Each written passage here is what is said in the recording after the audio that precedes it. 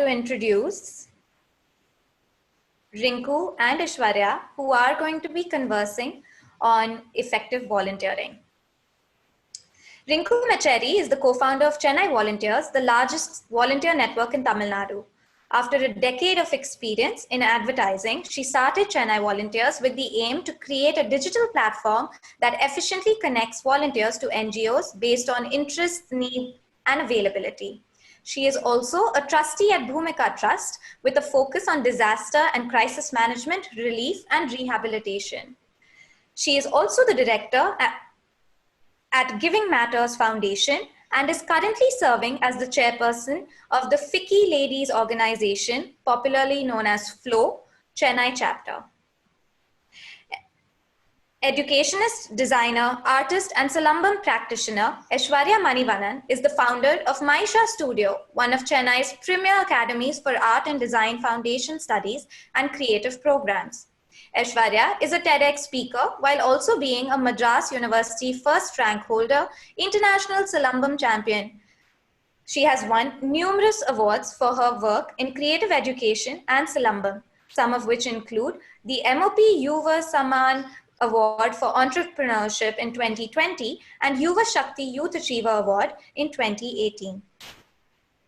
Welcome, Rinku and Aishwarya. Aishwarya, over to you. Thank you so much. It's an absolute pleasure being a part of Kural 2020. And I am so excited to be having this conversation with Ms. Rinku. I think it comes at very needed times. So to get the conversation rolling, we do live in interesting times and challenging times, Ms. Rinku. But I was curious to know what, according to your experience, what is the role that the volunteer has played during the pandemic and the lockdown? Because we are in such unprecedented times, right? So how different has the role of volunteers and volunteering been right now in comparison to pre-COVID times? Hi, everyone, and thank you, Vedika, for this honor. And Aishwarya, it's lovely to meet you virtually, right? And it's been great chatting with you. So yes, to start this conversation, volunteers have always been a force by themselves, especially at the time of crisis or disasters. You know, there's this innate need in people, in us, to do our bit. And if we as volunteering facilitators can channelize this and make the resultant very impactful, I think we've got our game right. So volunteering during the pandemic has been on ground as well as online. It's been dynamic and responsive. It's been collaborative, and yes, for once, it's been extremely cohesive. So while COVID-19 has self-isolated many thousands and millions of people, it's actually prompted many hundreds across our state to volunteer in innovative ways. I think despite the coronavirus, volunteering has continued to thrive as people have found new ways of connecting and giving their time and skill to deserving beneficiaries. So in a way, you can also say that volunteering has been at the forefront of COVID-19 response. I think it started with a completely on the ground effort where we were doing relief efforts. We were making masks, we were helping elderly with essential or medical needs. We were doing hospital runs for dialysis patients. We were coding data processes for migrants, identifying them, to locating them, to getting sure that they move to shelters and finally seeing them back home. Apart from that, the regular work that you do during disasters, which is packing provision kits, delivering provision kits, making sure that people have the essentials in place, helping frontline workers. I can go on and on. And this is just the visible part of volunteering. There's an equally committed and a tireless effort that goes on in volunteering, which is to keep the back end and the online medium completely seamless. Apart from this, there are also other areas which are, what I call the feel-good factors. So you do have beneficiaries who are still in those homes and shelters where they have no outlet. They can't go out, they can't let people come in, they can't visit any of their places. Schools have been shut for really long now. Workplaces or people who used to come as volunteers and donors are no longer allowed. So there have been other efforts like virtual concerts, pranayam or yoga classes, teaching conversational English, storytelling, teaching. We've had someone teach children's French language over like a month, handwriting challenges. So in a nutshell, I would say the study or the work from home has actually facilitated volunteering from home as well. And in the face of multiple lockdowns that we've had and social distancing, volunteering is now being mobilized, it's moving online, and finding an entirely new way to play a crucial role in the coronavirus response. Thank you so much for that. I think that was really insightful. And a lot of times we tend to think of volunteering in a single track manner, right? But you very clearly highlighted how dynamic the participation of a volunteer has taken on so many diverse roles in today's situation.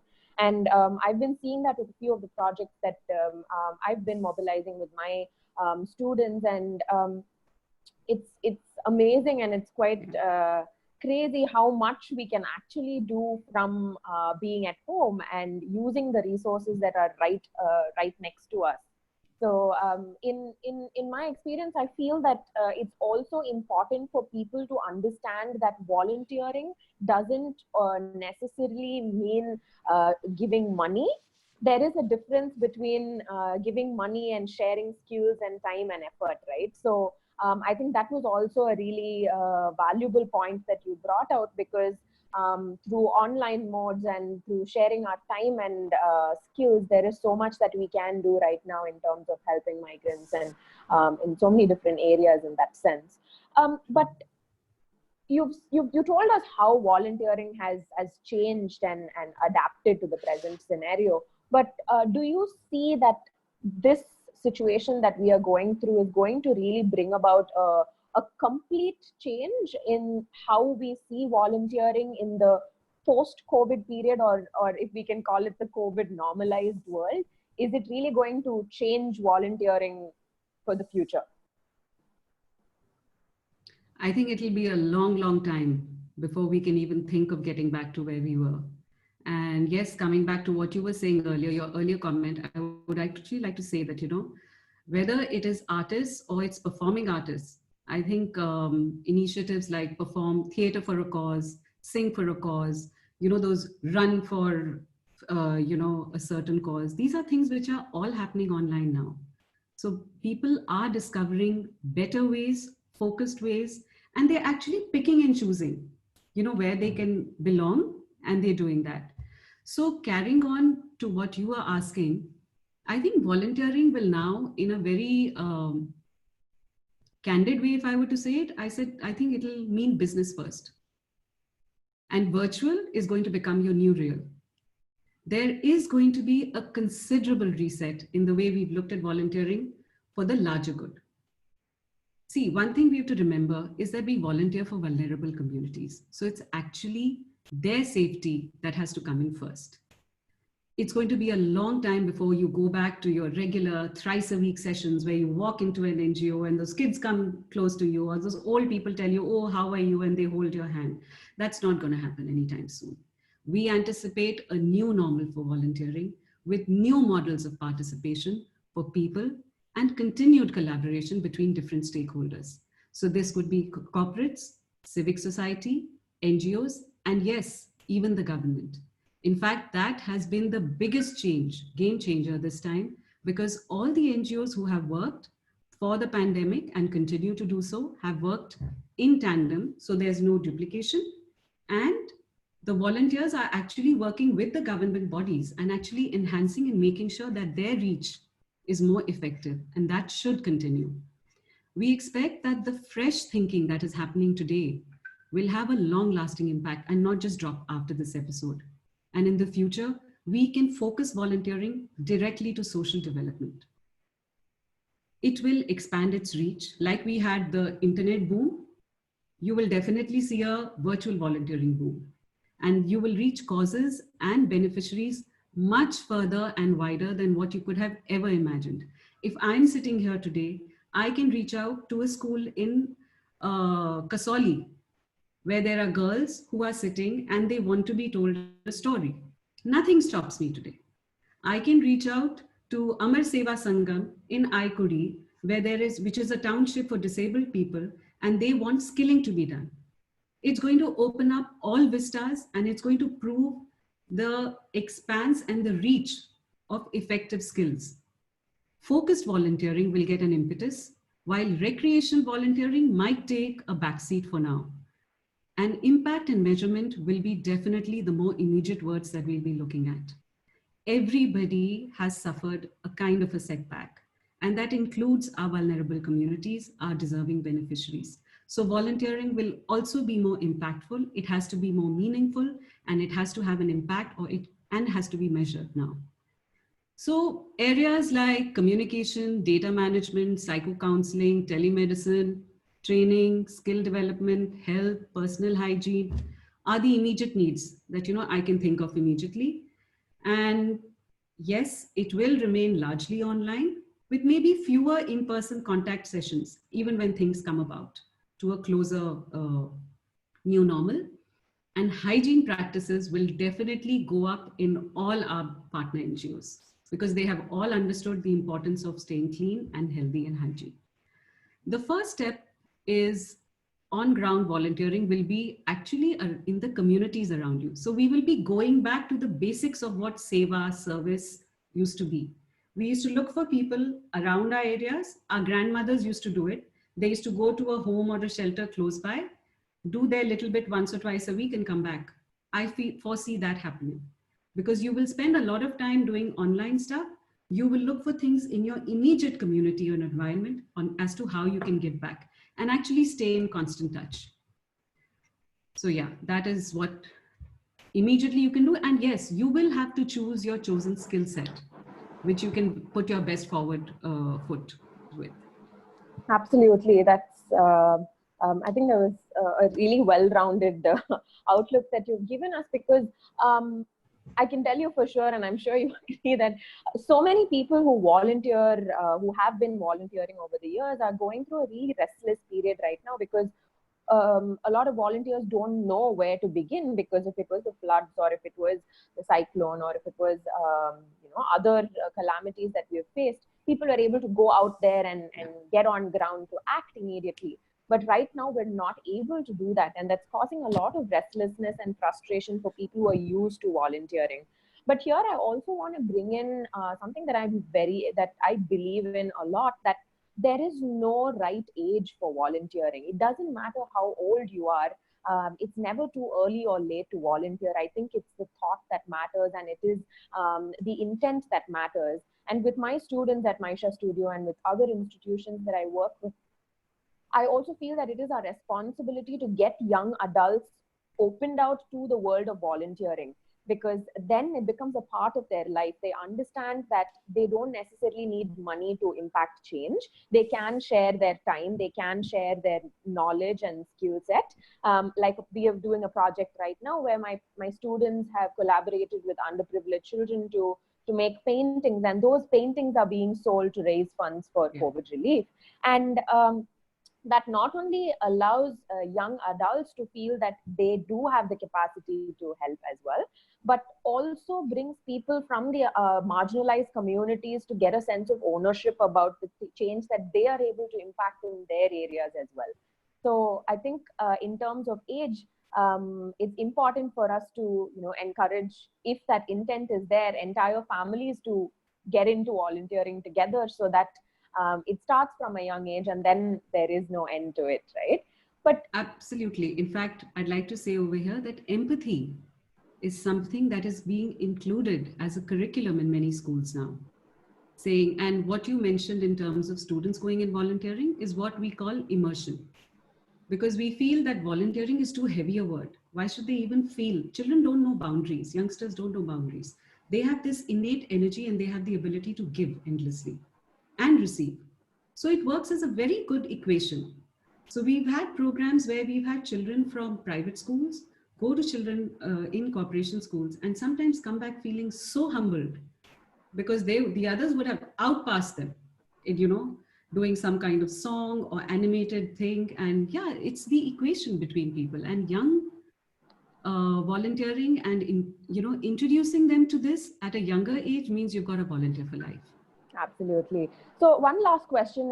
It's crazy how fast time flies, but so our session was based on the concept of effective volunteering and sustainable volunteering. So what do you think it means, and how do you reckon companies and organizations ensure volunteering to be effective and a sustainable practice?